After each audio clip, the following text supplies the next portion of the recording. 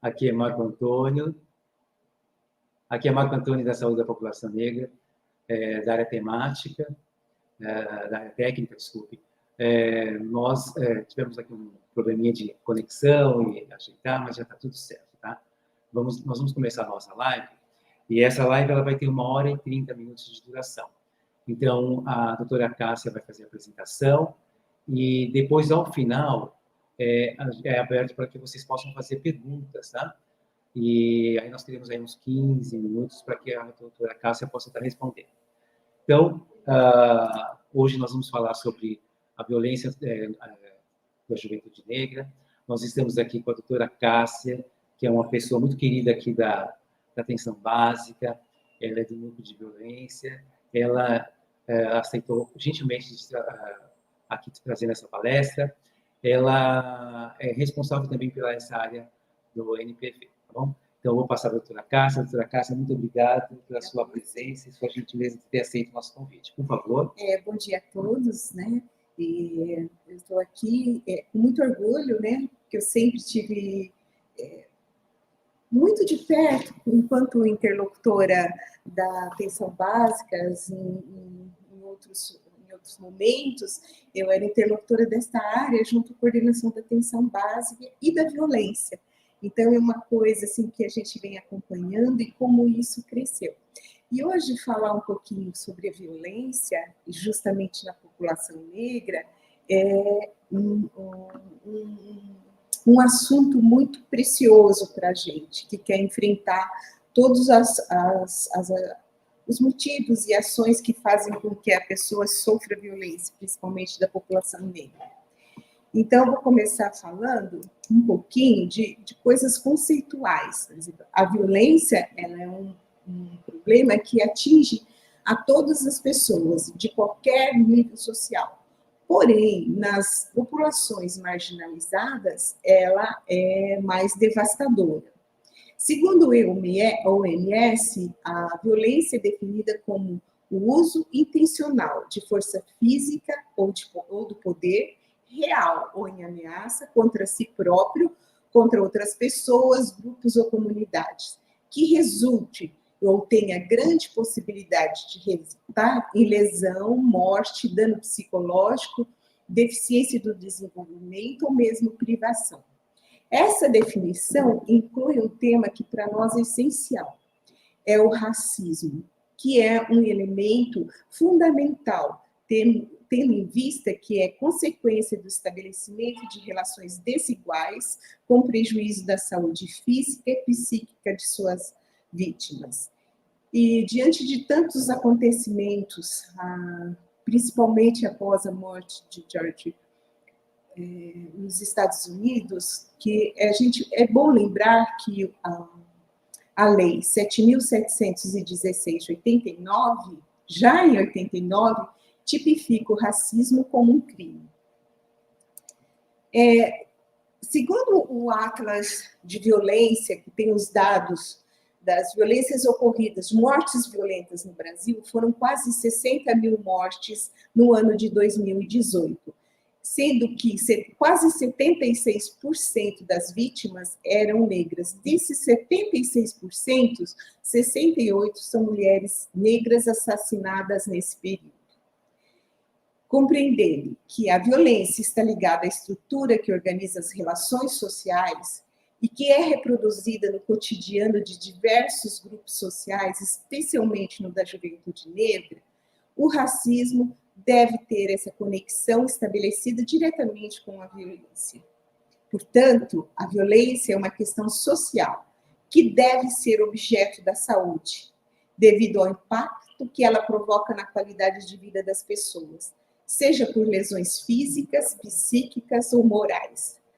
Muitas pessoas nessa situação se recusam a ajuda no próprio bairro, isso é muito importante a gente frisar, por medo de represália ou mesmo estigmatização. O relatório mundial sobre violência e saúde, ele declara que a violência é um problema de saúde pública, porque ela impõe altos gastos aos países, tanto no âmbito jurídico, assistencial de saúde, além do sofrimento humano, que impactarão diretamente na capacidade produtiva de todo o sistema sobre o qual a sociedade se constitui. E nisso eu quero fazer uma parte que a violência, sendo um problema de saúde pública, ela deveria constar nas nossas grades curriculares, e nas residências, o que poucas universidades têm visto. Agora eu vou falar um pouquinho de como está essa população no município de São Paulo. Então, a população total do município é de quase 12 milhões de pessoas, a masculina 5.700 pessoas, a feminina 6.276. Esse dado é da Fundação SEAD, com 2020. Aí, isso aqui é muito importante, exibir esse mapa, que aos participantes da população em idade ativa, onde está a maior taxa de oferta do município. Vocês veem aqui que é mais a região central, né? Você vê a Sé tem um alto índice, enquanto nas regiões marginais do município, o índice ao acesso de emprego informal é muito pequeno. E aí, onde está essa população negra e parda do município? Justamente nessas regiões mais marginais, com pouco acesso ao emprego público, isso impacta diretamente na forma de vida dessas pessoas e na qualidade de vida, seja por moradia, seja sobre acesso de saúde e empregos formais. Agora vamos entrar um pouquinho nas notificações, segundo o quesito raça-cor. As notificações dos munícipes residentes no município de São Paulo. Isso é da fonte Covisa, Dante. Você vê que a maior parte das notificações ocorre tanto para a população parda como negra, e são a maioria. Quase 51% dos casos de notificação são registrados para essa população. Aí você vê o desenvolvimento dela desde 2015, a gente gosta de mostrar, porque a gente já tem aqui 2019 a pandemia, né? Aqui foi a lei municipal da implantação do quesito raça-cor, aqui a lei federal. Essas são as notificações. Você vê que as notificações, ao mesmo tempo, elas sugerem a alta, né? E que também as pessoas passam a notificar mais. E também, nesse período de 2020, a gente vê que ocorre, nós vamos ver que ocorre muito mais eventos, porém, a notificação, ela dá uma baixadinha. Como que está a violência racial no município de São Paulo? Quais são as áreas de pessoas que sofreram violência racial ou injúria racial? Aí é o contrário, né? Elas se concentram mais no centro, né? E os homicídios de jovens, ela vai na mesma proporcionalidade, né? Sendo a Barra Funda com maior índice de homicídios.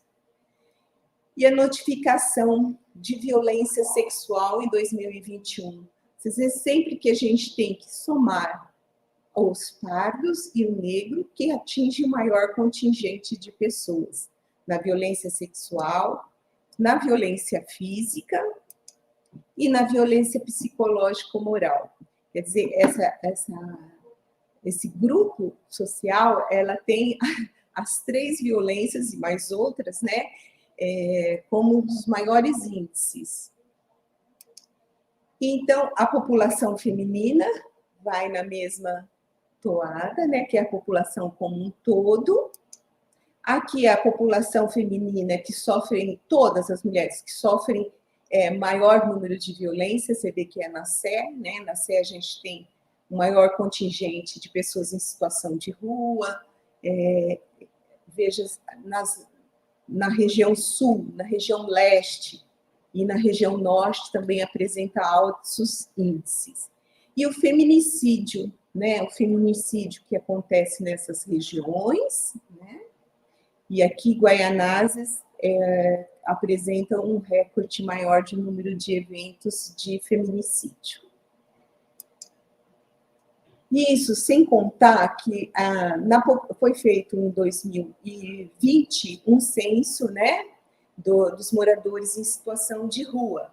Então, 31 mil pessoas em situação, 9 pessoas, quase 32 mil pessoas em situação de rua. Dessas pessoas, 22 mil declararam a sua cor, e destas, quando a gente soma pardos e pretos, dá 71% desta população que se declarou. As crianças são também em números grandes, né? Olha só. E com relação à raça, você vê de novo a negra e parda com maior porcentagem de crianças em situação de rua, desenvolvendo várias formas de trabalho infantil. E aí, o que a gente faz aqui no município? Eu vou contar um pouco desse histórico, né? Esta área, ela começou em 2003, era denominado Programa Resgate Cidadão. Depois, em 2003, ela passou a chamar Cultura de Paz. Nesse interim, tiveram várias publicações de violência contra idoso, contra a mulher, contra a criança e adolescente. Em 2012, ela publica um documento norteador que define as estratégicas e a política municipal de enfrentamento à violência. Nessa ocasião, 2012, começou na região norte a formação de alguns núcleos específicos para a discussão dos casos de violência. Em 2014, ela passou a chamar Área de Atenção Integral à Saúde às Pessoas Vítimas de Violência. Em 2015, ela institui a portaria instituindo os núcleos de prevenção à violência e publica também a linha de cuidado de atenção às pessoas em situação de violência. E aqui, em nome da Elaine Lorenzato, que era da área técnica na época, eu parabenizo todos os outros profissionais que estavam nesta construção e culminou com a publicação da linha de cuidado. Foi um trabalho intenso, que contou muito com a vigilância e com a escola municipal. Essa linha de cuidado envolveu a capacitação com 160 horas dos núcleos de prevenção à violência. No período, em 2017, foi publicada a Lei 13.431. Esta lei, ela institui a escuta especializada em violência. Nesse sentido, a Coordenadoria Sul implanta as equipes especializadas de violência, que no momento só estão nessa coordenadoria, mas que a gente quer implantar em todas. Por quê? Essas equipes, elas matriciam os NPVs, elas compartilham a discussão de caso, elas participam de oitivas, é uma equipe bastante potente que vai reforçar, fortalecer o NPV. A linha de cuidado, então, ela preconiza o acolhimento a todas as pessoas, por qualquer profissional, ela institui que a notificação das violências, ela é um processo seguro, bastante sigiloso, todos os profissionais podem notificar e o NPV articula esse cuidado conforme a violência registrada, ela articula com a SMADES, articula com a educação, articula com o NPV e monitora esses casos desde o seu início até que se faça a alta de alguma maneira dessas pessoas que estão em situação de violência. Então, voltando para o caso da população negra, a Jurema Werneck, em 2006, ela afirma que na formulação da Política Nacional de Saúde Integral à População Negra, elas classificaram as doenças, agravos e as condições mais frequentes dessa população. São sintetizados assim, são os casos e agravos por fatores genéticos, que é anemia falciforme, deficiência glicose 6-fosfato desidrogenase, hipertensão arterial e diabetes mellitus.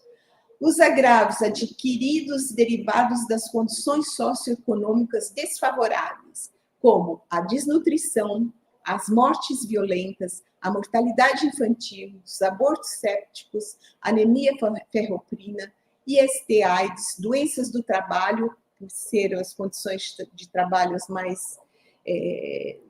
não tem trabalho formal e são péssimas as condições, transtornos mentais resultantes da exposição de racismo e ainda transtornos derivados do abuso de substâncias psicoativas, como alcoolismo e drogas. Outros fatores de evolução agravada ou de tratamento dificultado. O acesso, nós estamos falando de acesso, a dificuldade de acesso, porque muitas dessas pessoas trabalham bem distantes de sua residência, né? Então, o acesso fica difícil. E eles têm um agravamento da hipertensão arterial, diabetes, coronariopatias, insuficiência renal crônica, câncer e mioma. Sobre as condições fisiológicas alteradas por condições socioeconômicas, o crescimento, a gravidez, o parto e o envelhecimento. O envelhecimento, eu quero falar que nós temos uma média ao morrer no município de São Paulo de 62,8 anos. A maior média fica em Moema, com 78 anos, e a menor em Cidade Tiradentes, com 58 anos. Você vê como isso impacta na qualidade de vida das pessoas. Nesse sentido, a atuação dos profissionais de saúde, eles devem reconhecer a necessidade de articulação das redes de atenção à saúde com as necessidades da população negra, identificando suas demandas e especificidades, e reconhecer, principalmente, o racismo como um determinante social em saúde. Reconhecer que esse racismo coloca esse grupo em dificuldades de acesso, como já havíamos falado anteriormente, pela estigmatização. E que esta população apresenta os piores indicadores sociais, menor nível de escolaridade e renda, menor acesso à saúde e serviços de saúde, condições precárias de moradia e está inserida nas piores condições de trabalho. A perpetuação desses estereótipos sobre o papel do negro na sociedade muitas vezes associa como perigosos, o que aumenta a probabilidade de vitimização. Portanto, nós vemos, voltando às notificações, a gente vê que de 2015 a 2022, as unidades básicas de saúde e as unidades ambulatoriais foram a que mais notificaram as violências. Em 2021, quando ainda estava sendo retomadas as atividades das unidades, o grande notificador foi urgência e emergência. Assim, o núcleo de prevenção à violência, voltando à nossa atuação enquanto área, ela é a equipe de cuidado para as pessoas em situação de violência no território. E a linha de cuidado, ela tem como, no NPV, a sua consolidação e potencialização. Os NPVs, eles existem em todos, porque a portaria 1300, ela institui o NPV em todos os equipamentos de saúde, né? Nós fizemos o levantamento em 2021, falta apenas uma coordenadoria, então são 2.230 profissionais, embora tenhamos que ter 4.400 aproximadamente profissionais.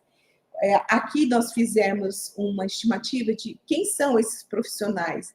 A maior parte são agentes comunitários de saúde e os enfermeiros. Como eu disse, a equipe especializada de violência... no NPV, são todas as categorias profissionais que podem participar. São, no mínimo, 4 profissionais e orienta-se que o gerente seja um desses profissionais. No NPV, que já é uma equipe especializada da atenção secundária, ela é composta por psicólogos, assistente social e terapeuta ocupacional. Ela, neste momento, ela atende crianças e adolescentes com grande sofrimento psíquico e vulnerabilidade social. Nós queremos que a equipe especializada de violência, quando na implantação em todas as supervisões técnicas, como consta no plano municipal, ela atenda principalmente as violências sexuais de crianças e adolescentes, a violência doméstica e a violência contra o idoso, que tem sido elevado bastante. Ela faz o tratamento individual, compartilhado, com os próprios NPVs, ela faz, os atendimentos são psicoterapia, ou individual, ou em grupo, né? Então, lembrando que essa criança ou o adolescente, ela pode fazer uma revelação espontânea em qualquer espaço, principalmente da educação, a gente tem que fazer esse alinhamento. Essa equipe especializada, como eu disse, ela vai de acordo com a lei de 14.431, porque ela impõe já uma escuta especializada, mas nós da saúde, como a lei preconiza, lutamos para que esse equipamento não seja só da saúde, que nela estão inscritos todas as pessoas, todos os órgãos do sistema de garantia de direitos, seja da justiça, seja da educação e assistência social, com o objetivo maior, que é não revitimizar essa pessoa. É terrível ela ter que ficar de órgão em órgão, repetindo, relatando o que aconteceu com ela com relação à violência. Então, no plano municipal, para nós é essencial a atualização dessa linha, verificar os novos protocolos existentes, porque a nossa área ela é transversal a todas as áreas técnicas daqui da secretaria. Ela é transversal aos ciclos de vida, ela é transversal às doenças crônicas. Então, por isso que nós estamos com um projeto junto à Unifesp para atualizar essa linha de cuidado. Da mesma forma, a gente quer implantar nas 27 supervisões técnicas de saúde as equipes especializadas de violência, que vai de encontro a essa lei, a ampliar o escopo da violência, uma escuta mais qualificada. E a gente tem que citar também que o município de São Paulo, em 2019, ele aderiu à parceria global para o fim da violência. E, nesse sentido, foi criado um comitê gestor e comissões técnicas para ir utilizando como estratégia a política municipal integrada da primeira infância nos territórios prioritários do município de São Paulo, que são aqueles mesmo que a gente vê que tem a maior população negra e parda. Nós participamos, quem é o do comitê gestor aqui pela secretaria, a doutora Tenero, da Saúde da Criança e Adolescente, e nós participamos do fluxo da violência. Nós estamos agora estamos testando um piloto no Jardim Ângela, justamente porque já tem as equipes especializadas na Sul, testando todos os instrumentos que permitem a integração, e que isso foi o maior trabalho, mas também será o melhor resultado, porque que consiste na integração de todas as secretarias municipais envolvidas, né? Além do Ministério Público, Defensoria, tudo mais. Isso essa parceria global pela fim da violência foi de acordo com o diagnóstico efetuado pela Unicef no município de São Paulo. Diz que as vítimas de violência letal entre crianças e adolescentes de 0 a 18 anos, olha só, a parda 60%, mas a preta 9,3%. Quase 70% das pessoas vítimas de violência letal pertencem à raça negra e parda. E sendo que 90% dessas vítimas do sexo masculino. Por isso é tão precioso que a gente trabalhe muito a respeitabilidade quando um adolescente da raça negra ou parda adentra as nossas unidades, né? Sem estigmatizar. Um outro dado super interessante é a violência contra crianças e adolescentes com deficiência. A mesma coisa, olha, parda e preta. Você vê, eles se associam e são mesmo a maior parte, né? Então, o que nós, assim, humildemente recomendamos a esse enfrentamento e queremos que a área se fortaleça cada vez mais nesse sentido, da ponta de fortalecer as unidades, todos os equipamentos de saúde para enfrentamento da violência. Que a atenção básica, realmente, ela se constitui a porta preferencial de acesso à saúde, atuando em diferentes setores para o cuidado integral, para a vigilância, visita domiciliar, notificação de doenças e agravos de importância local, ações de educação e saúde, ações programáticas e cuidados em saúde agendados dentro e fora da unidade. E mais, nestas regiões, né, que nós mostramos no mapa, o profissional ele tem que estar atento à complexidade nesse território que convive com diferentes problemas sociais, como desemprego, criminalidade, falta de moradia, feminicídio, racismo, fome, exclusão, problema extremo, o bullying, né? O bullying que hoje a gente vê que a lesão autoprovocada está muito presente nos adolescentes, nós precisamos olhar com muito cuidado sobre isso. Crianças e adolescentes em processo de vulnerabilidade social, influência do tráfico, disputa do poder do território e demandas de... Todos esses dados, essa complexidade existente no território, o profissional da atenção básica, além de fazer tudo isso daqui, eles têm que olhar e verificar como é o seu processo de trabalho para ofertar o melhor cuidado a essas pessoas. Então, o que nós recomendamos, né? Que seja sempre olhado para esse território e que o NPV e a equipe de violência, ela seja um veículo de articulador, de fortalecimentos a essas equipes, né? Para não deixar o profissional numa sensação de potência. O que eu faço agora com essa violência? Porque a violência, o enfrentamento à violência, ela não é um enfrentamento solitário de uma pessoa da saúde. Ela tem que ser trabalhada em equipe, né? Aqui nós destacamos, e lá vocês viram que o maior número de pessoas do NPV são os agentes comunitários, e ele traz para essa equipe a realidade social que aquela pessoa está passando. E é muito importante, nesse sentido, que tem um sigilo, né? Tanto para a proteção desse profissional, quanto para a pessoa que passa pela situação de violência. O que é importante é que esse profissional se ele não for do NPV, ele pode relatar para o NPV, e aí o NPV e equipe equipe especializada de violência, ela vê como que ela pode ser traçada para aquela pessoa um PTS mais efetivo, né? Então, como também a gente enfrenta isso no nosso processo de trabalho das unidades? É por meio da educação permanente, né?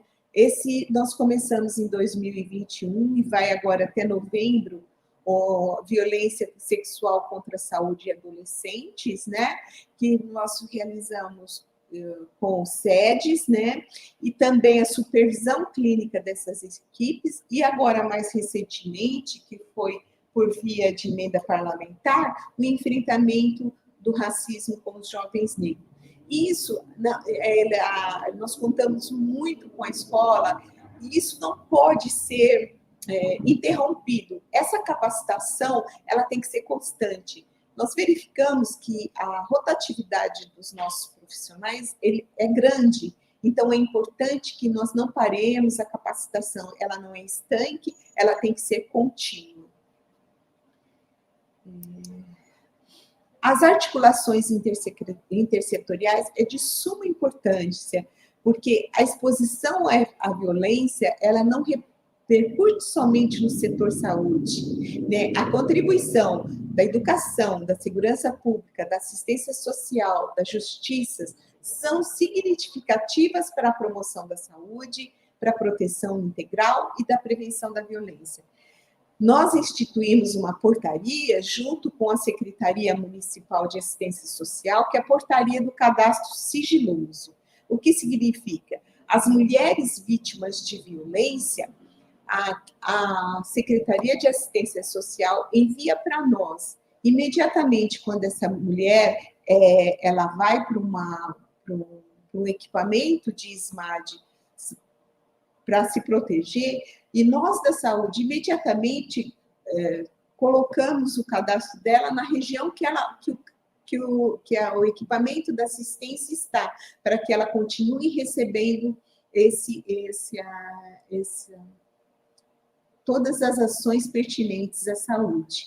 Isso tem funcionado bem, né? Tem funcionado também para as pessoas desaparecidas, que é outro dó. Como essa família,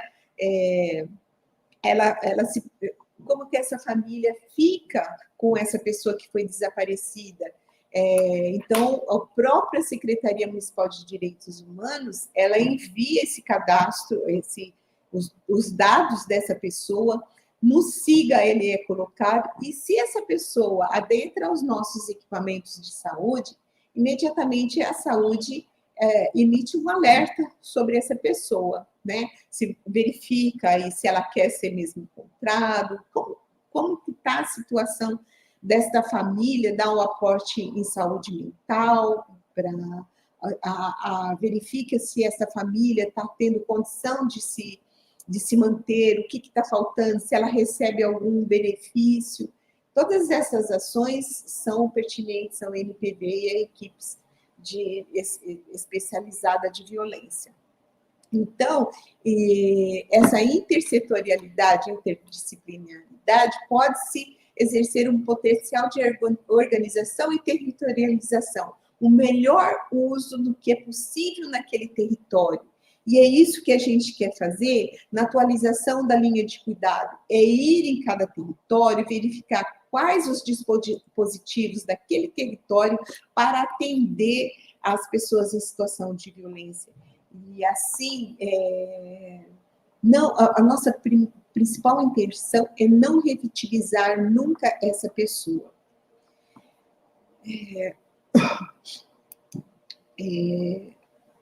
A atenção e a singularidade do cuidado, né? Propicia o engajamento entre os usuários, trabalhadores e gestores, são responsáveis não só pelas ações de cuidado, mas também pela construção de macropolíticas no sistema público de saúde como o SUS. O que eu quero dizer isso? Por exemplo, o racismo, né? O que faremos para combater isso dentro das nossas próprias unidades, né?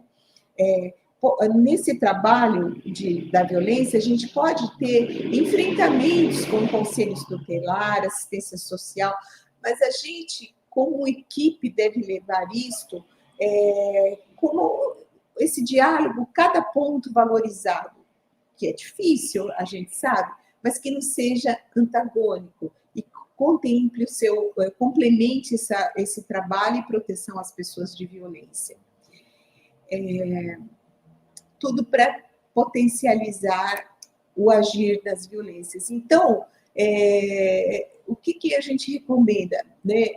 Estimular, dentro do próprio equipamento de saúde, estimular a promoção da diversidade, da equidade nas práticas profissionais, incluir os temas racismo e saúde da população negra, nos processos de formação de educação permanente, visando prevenir e erradicar toda forma de discriminação e promover a equidade no local de trabalho. Isso nós sabemos que consta no PLAMEP da saúde da população negra.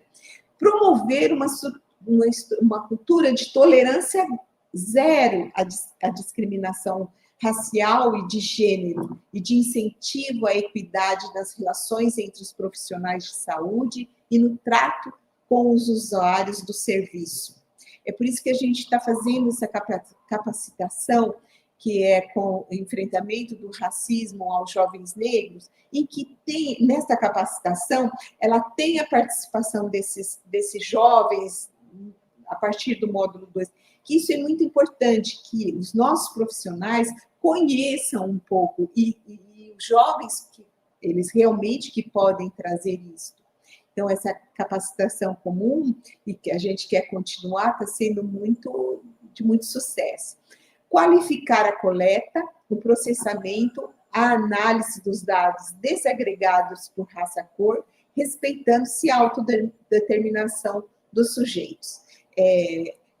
Não vai magoar ninguém perguntar a sua raça-cor, é importante que se pergunte, não que se deduza e coloque o que você acha dentro dos registros do sistema de informação de ICMS. Isso é muito importante porque ele direciona as nossas políticas e as nossas ações.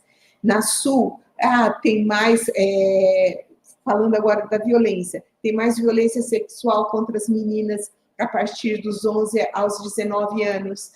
Na Oeste, a gente trabalha muito com a lesão autoprovocada, tem muitos casos de suicídio nesta região.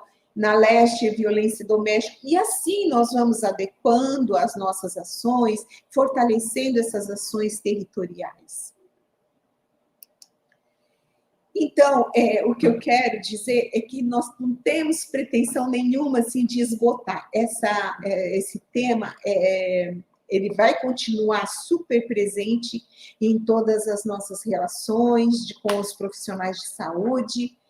E o importante é que esses profissionais não se julguem sozinhos, tem uma rede intersetorial, não fiquem com medo da lógica judicializante. Quando nós fazemos uma notificação, nós não estamos denunciando, é diferente. Nós fazemos uma notificação, o SINAM é do Ministério da Saúde, ele é sigiloso e ele é muito importante.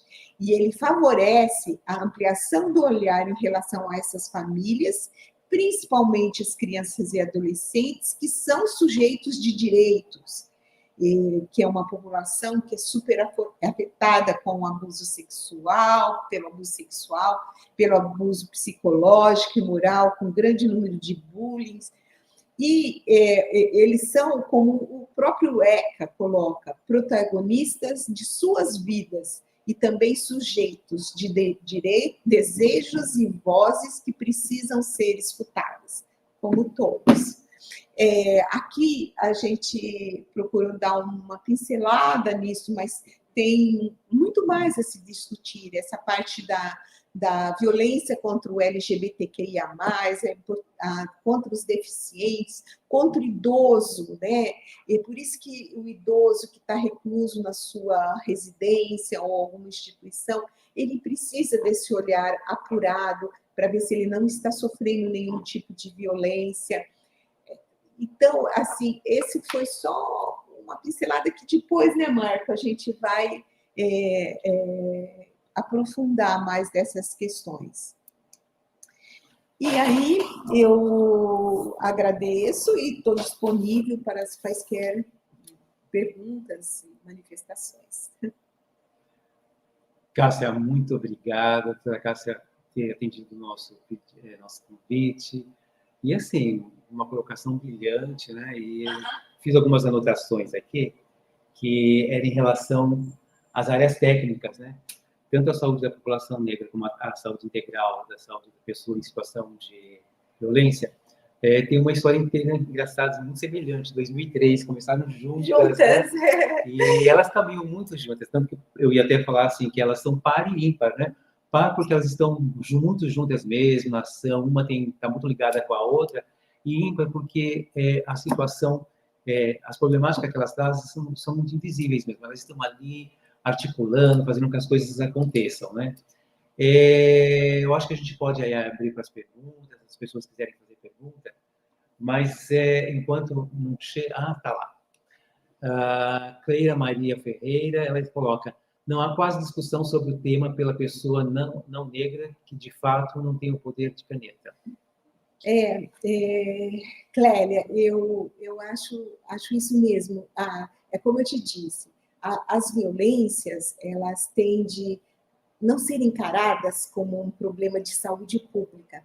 E isso vem desde a grade da formação dos nossos profissionais, tanto a população negra quanto a violência, ela é extremamente transversal a todas as áreas, e isso a gente tem que lutar para que elas sejam incorporadas com a plenitude que com o poder que elas têm de modificar a vida das pessoas e sensibilizar os gestores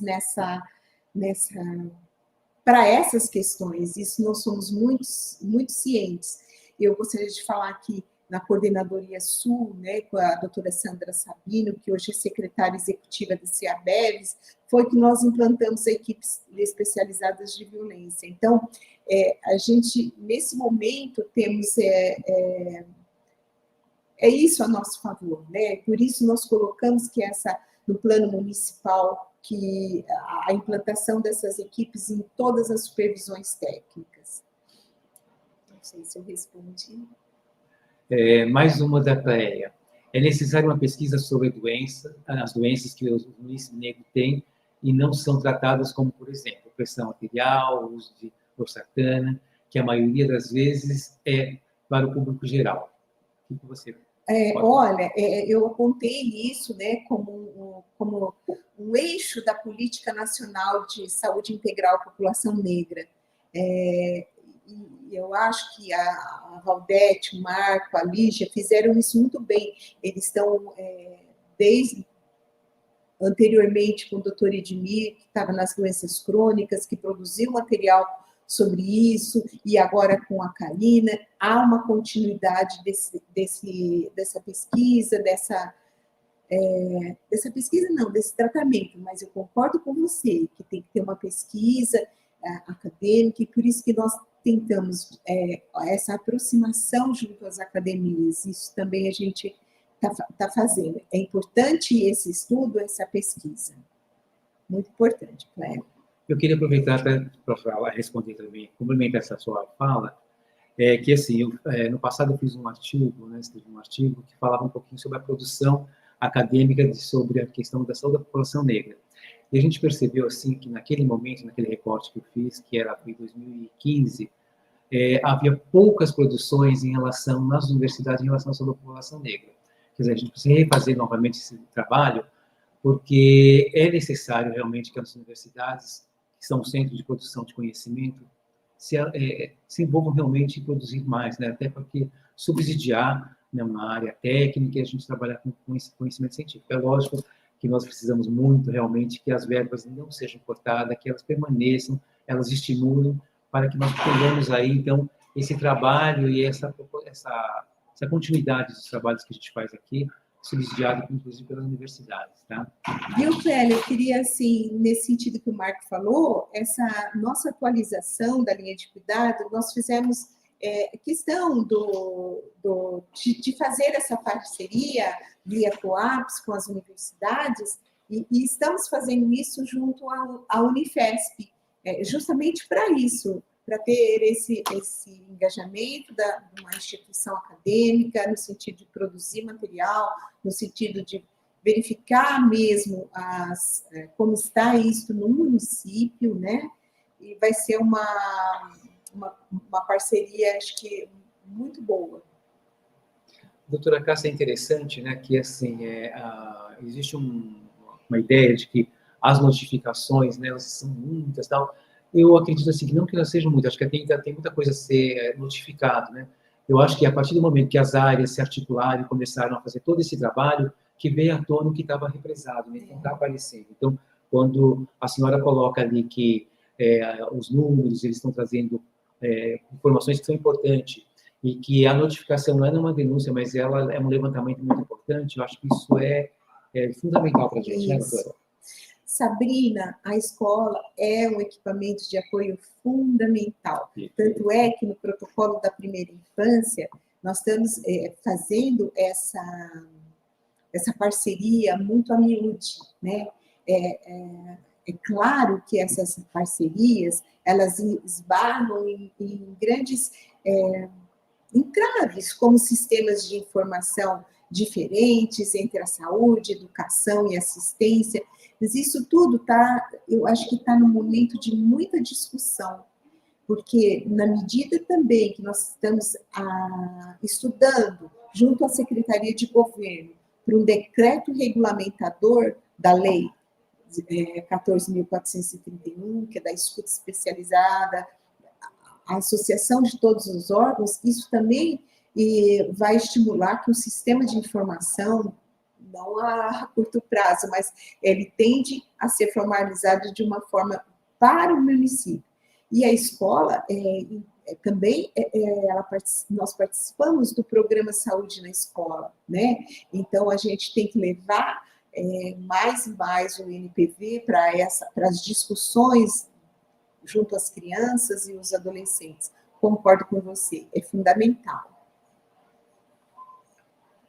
Juliana e Helena, vocês iam disponibilizar contato de vocês? Sim, eu já disponibilizei na apresentação, tá?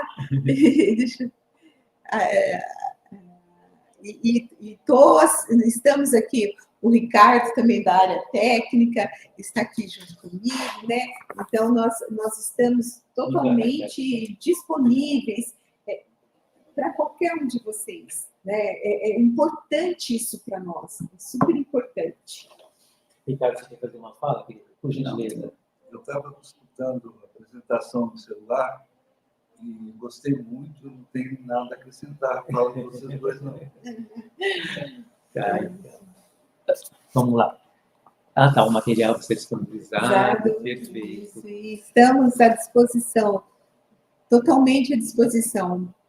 E assim, Cássia, eu achei importante aliás, tudo que você trouxe foi fundamental, né? E aqui tem uma coisa que é interessante, porque você, na sua apresentação, investir na qualificação dos profissionais, né? Isso, é fundamental, é de uma super importância. Isso, nós estamos fazendo, nós assim, priorizamos isso, porque esses profissionais, realmente, quando acontece uma situação de violência, você se sente impotente diante da gravidade, né? Você receber uma criança, um adolescente vítima de um abuso que, na maioria, mais de 70% é cometido por alguém da própria família, né? Como que você lida com isso? Como você vai apoiar uma mãe que tem a filha ou enteada que foi abusada pelo padrasto e que sustenta financeiramente aquela família, né? Como que você ajuda? Então, é importante que na saúde, com relação à violência, esse profissional nunca se sinta sozinho, porque não conseguirá fazer nada sem a ação das equipes de NPV, da equipe multiprofissional e sem a intersetorialidade, né? Isso é muito importante. Eu acho bacana isso que você colocou, doutora Cássia, porque, assim, lá atrás, lá no passado, quando se falava de notificação, os profissionais tinham uma dificuldade imensa de fazer, porque eles se sentiam assim como coagidos, que eles estão fazendo uma denúncia, não tinham amparo da instituição, não tinha amparo, então isso ficava muito complicado, até porque você tinha ali aquela situação, o agressor junto com a vítima, mas no decorrer de todos esses anos e com a legalização, formação e toda a história aí da área, a gente percebeu que isso tem tomado um outro formato, né? Até porque as universidades, né? Vou falar de universidade, mas em qualquer área profissional, as pessoas não têm nada na base curricular que fale sobre essa questão, né? Por gentileza, você pode falar uma coisa? A notificação, ela é compulsória, né? Ela tem uma base legal, ela tem que ser feita, porque se você não faz, você está omitindo aquela violência. Eu falo sempre assim que nós, profissionais de saúde, nós temos um dever de olhar para isso. É um dever do SUS estar olhando para isso, né? É uma ressignificação mesmo do profissional enquanto uma pessoa que está ali para cuidado integral a essas pessoas em situação de violência, em cuidado integral dessa família. Então, a notificação, eu torno a repetir, ela não implica em nada em judicialização, ela é um dado para o Ministério, é um dado necessário. Nós até orientamos a pessoa que sofre violência se ela quer fazer o boletim de ocorrência. Nós orientamos a fazer, se necessário for. Assim como nós comunicamos ao Conselho Tutelar, né? Isso é importante, isso dentro da primeira infância também, nós estamos vivendo uma capacitação dos conselheiros tutelares, para a importância que eles mantenham sigilo com relação aos profissionais, à unidade básica, isso está sendo bem trabalhado. Doutora Cássia, um fato que me chamou muita atenção na sua apresentação foi a questão da violência letal dos adolescentes, né? É uma coisa que me assustou bastante, né? Que pega aquela faixa de 0 a 18 anos. 18 anos. É muito no meio que está, né? Hoje, assim, a gente teve uma discussão no CINET, que é o Comitê Municipal de Enfrentamento ao Trabalho Infantil, em que o tráfico ele é considerado uma forma de trabalho. Ele não tem... Vocês viram aquele do acesso ao emprego formal? Tão no centro, não existe isso na periferia. Como que ele vai comer? Como que ele... Né? Então, e aí tem as violências pela própria intervenção policial mesmo, né? Com relação aos adolescentes. E isso, a unidade, quando ela acolhe esse adolescente da melhor forma possível, sem estigmatizar, é um enfrentamento a essas questões que é muito importante. Outra coisa também interessante que a senhora colocou é em relação, assim, que a violência, ela está em todas as áreas, né? Que são os gêneros, as deficiências e tudo mais. Mas parece que tem um pouquinho mais de peso quando envolve a questão negra, a cor negra junto nessas... Sim, porque ela é a população, pelo próprio histórico, né, que veio, são populações que foram escravizadas, foram totalmente abandonadas depois, né, a sua própria sorte, são as populações que sofrem ainda por essas questões, né, então por isso são marginalizadas, né, e são marginalizadas tanto no espaço físico como na qualidade de vida.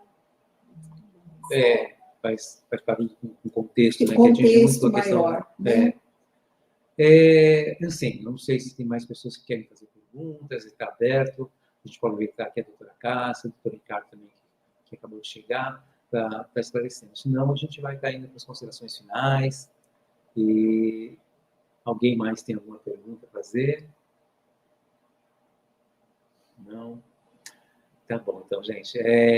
Nós queremos agradecer, então, a doutora Cássia, que foi maravilhosa, brilhante de ter nos atendido. O doutor Ricardo, que ajudou a preparar todo esse material. É um grupo muito bacana, essa equipe maravilhosa que nos atendeu.